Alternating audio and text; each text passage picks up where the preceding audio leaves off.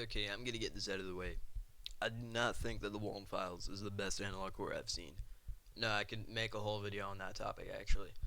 However, I do think I can name a whole list of reasons for why I think it's my favorite and why it still holds up as one of the best written, best animated, and best composed analog horror series out of everyone that I've watched through. For those who don't know, The Walten Files is an analog horror series based around Five Nights at Freddy's, created by Martin Walls. The series follows Bunny Skiles Did I say Skiles? No, sorry. The series follows Bunny Smiles Incorporated and its parents. I can't talk. The series follows Bunny Smiles Incorporated and its parent company Cyberfun Tech, running a restaurant called Bond's Burgers, with animatronic characters like Bond, Shaw, Billy, Boozoo, Benny. Yeah, you get the idea. Its release in 2020, it became a fan favorite among. This keeps happening. From its release in 2020, it became a fan favorite amongst analog horror fans for its unique style and story. Despite some issues the series faced, it still remains one of the most well-known and beloved series on the internet. But why? To start off with some backstory, the Walten Files started off as a FNAF fan game known as Welcome to Bond's Burgers.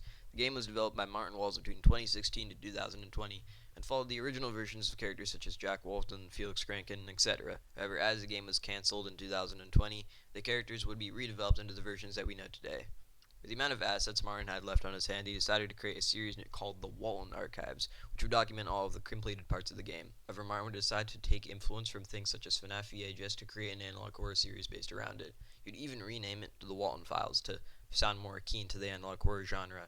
By April 2020, the first volume would be released and would go viral. Now that I've gotten the history of the series out of the way, I could go over why I think it's my favorite analog horror series. Alright, so at the start of this video, I already explained some of the plot of the Walten Files, but I want to get a little deeper into it.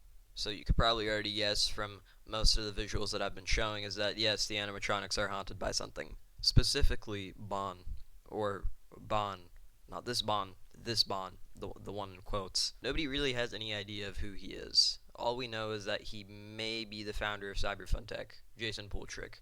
In this universe, Jason Pooltrick is basically the inventor of the animatronic and started putting them in tons of different places until he died sometime during the early 1950s. His son, Norman Pooltrick, would take over around that same time. The lore behind Bunny Smiles Incorporated actually started out as the Bunny Smiles Company, with Jack and Felix founding it in 1962 while they were still in college. Felix gets engaged to a woman named Linda, Jack would meet a woman named Rosemary, and they would have Sophie, Ed, and Molly. During 1974, when the restaurant would finally open and after they partnered with Cyberfun Tech, Felix would be tasked by Jack to pick up Ed and Molly from a school event. Since Felix has a lot of drinking problems, crashes the car and kills both of them on impact. But now we have to get into a character that I haven't mentioned yet. Rocket. It's this doll that they carry around that they got for Christmas. Anyways, so he buries them out in the forest and they both possess Rocket. After this, Felix is forced to tell Jack about their disappearance just as the restaurant opens, and Jack goes missing. We have no idea what happens to Jack. After this, Bond takes vessel of Bond and starts killing a bunch of employees and stuffing them into the animatronics. And after only about a month of being open, the restaurant shuts down and all the animatronics and merchandise is transferred to this storage unit looking place called K9. It's planned that in 1983 there's going to be a new location. Big surprise, it doesn't happen. There isn't a new location. And that's pretty much all of the lore to get into. There's also a few other additional characters like Showbear, or Mr. Snow as he's called now, who basically helps Sophie recover her memories since she's the only living child out of the Walton family. And we're basically left on a cliffhanger right now about what happens to her after she recovers her memories. So now I want to get into why I think the story is just generally a lot better than a lot of other mascot horror related things. The reason why is simply because it's actually original and doesn't take cues from things like FNAF. Even though yes, it is directly based on that, it isn't as convoluted and you could actually, lay out a proper series of events and have certain pieces still be left ambiguous to, keep people interested. Alright, now this is going to be a very quick section since I just wrapped up talking about how I like the story, but the music, I don't think that much of the music here is original. I could be completely wrong, but the music choices are pretty smart, I can't even lie.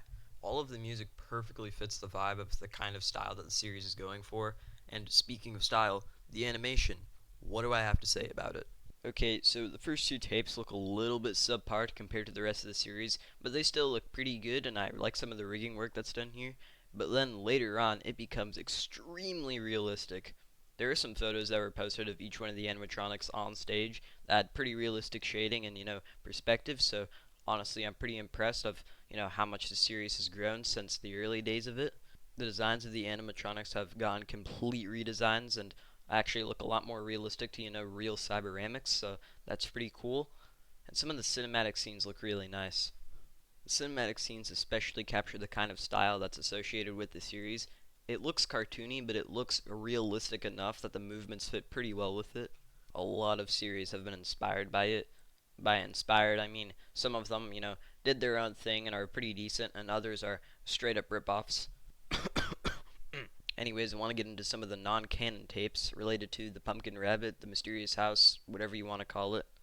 So basically, there's this version or like variant of Bond that's Halloween related and just goes around and kills people. And also, there's Witch Sheep, just recolored Shaw. You get the idea. There is a whole VHS tape made around this, and I actually think that it's really cool that they actually made like a series of VHS tapes based around these characters. I think there might have been a few that were based around the mainline series, but I'm not sure. I think I might have seen screenshots of them somewhere. I feel like looking at these Pumpkin Rabbit related things, they're alright. I'm not a big fan of them as much as other people are, but I feel like they're a cool experiment, for something that's non-canon. And I'm also pretty excited for Walten Files 5, which is releasing soon as of the time that I'm recording this. So, yeah, I think the Walten Files is pretty well animated. It's pretty well written and has some good music, and I hope to see more of it in the future. That's all, folks.